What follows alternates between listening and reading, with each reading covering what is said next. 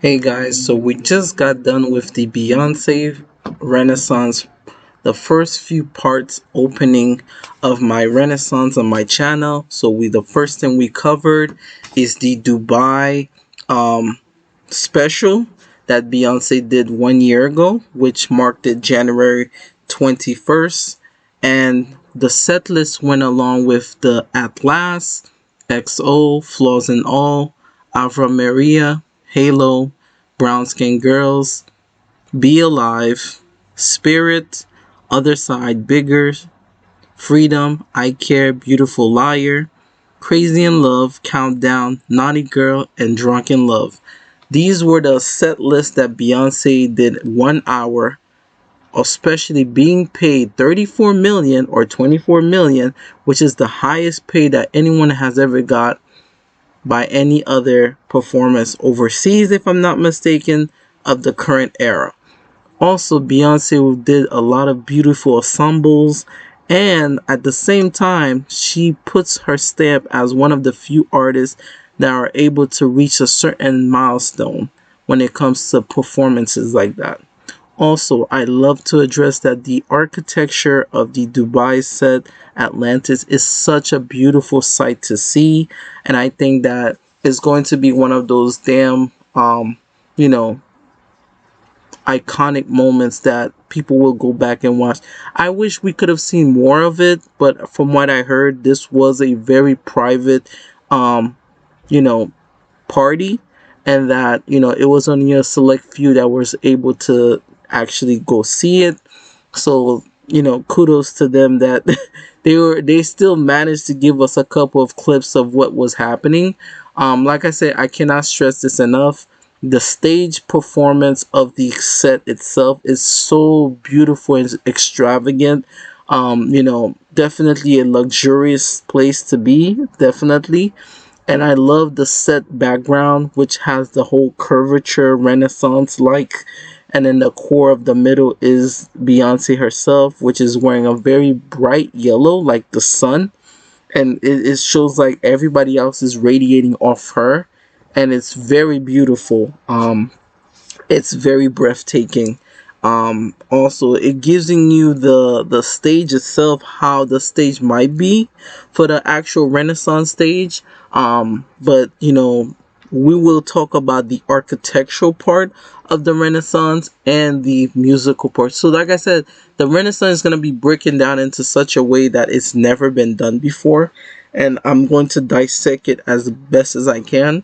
And like I said, Beyonce wear a golden ensemble at the, I guess, golden carpet at the Atlantis resort. And I think from what I heard, all her friends and family were there. It's pretty cool to see that this was her first big comeback, and then announcing that the tour would have been, I think, in May, which kicks off her Renaissance. Like I said, we're gonna get through every single thing for the Renaissance, starting from the first show to the last show to the film. We're gonna pack that within 3 months, and I think I'm so honored to cover all that within a span of 2 or 3 months. And like I said, this Atlantis towers, the hotel, it's beautiful. It's like a modular steps of different declining towers, and it's very cool to have simple shapes that are shifting and pulling, and it's very elegant. It's beautiful too. It's the way it's set up, and looking at it from a certain view, it goes to show how much money and architecture that went through making this. And then the front of the foot of the building, you have the stage itself, the Dubai stage of where Beyonce did the performance. So it's a very luxurious building, and I love how they put the terrain and how the landscape of the towers. And I think it's what, 5 or 6 towers that are combined to make this. So it's beautiful having these 6 buildings are combined to make this luxurious place. Like I said, this is amazing. Like I said, I'm still in breathtaking because I was enjoying myself so much just rewatching it, because I didn't sit there and rewatch the entire Dubai set, but now that I am, and then at nighttime, the building is breathtaking. Like looking at it from here, it looks like little boxes of Tetrises, right? It has like these little, it looks like a giant Jenga.